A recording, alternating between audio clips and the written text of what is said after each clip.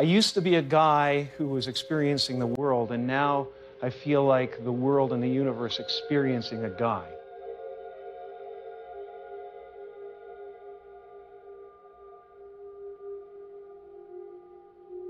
When the curtain goes down at the end of the drama, the hero and the villain step out hand in hand, and the audience applaud both. Because they know that the hero role and the villain role are only masks. As an actor, you play characters, and then if you go deep enough into those characters, you realize that your own character is pretty thin to begin with, you know? And then you suddenly have this separation and go, well, who's Jim Carrey? Oh, he doesn't exist, actually. And at a certain point, I realized, hey, wait a second, you know, if it's so easy to lose Jim Carrey, who the hell is Jim Carrey?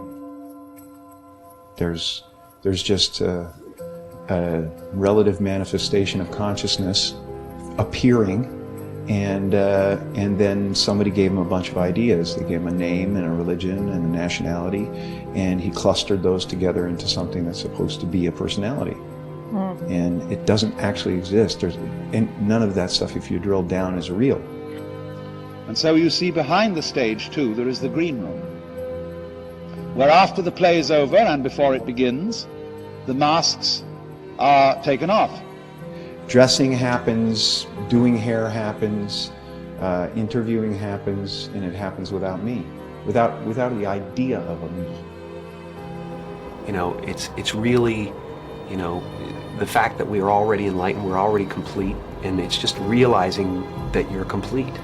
Once you realize you're complete, then this life and everything in it becomes a play of form, something to toy with and play with and make something good out of.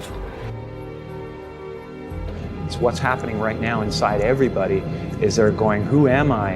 And they're depressed, you know, a lot of people, because they're trying to hold up an image in the world. And that's what depression is. You know, people go like, oh, Jim's been depressed and stuff. Well, yeah, I was depressed when I was trying to be the Wizard of Oz instead of the sweaty guy behind the curtain. But now I know that Oz is a character, you know. Everybody walks around and they go like, why am I depressed? Well, it's because you're trying to be something for the world, you know. And as soon as you let that go, better things happen, because they're just happening.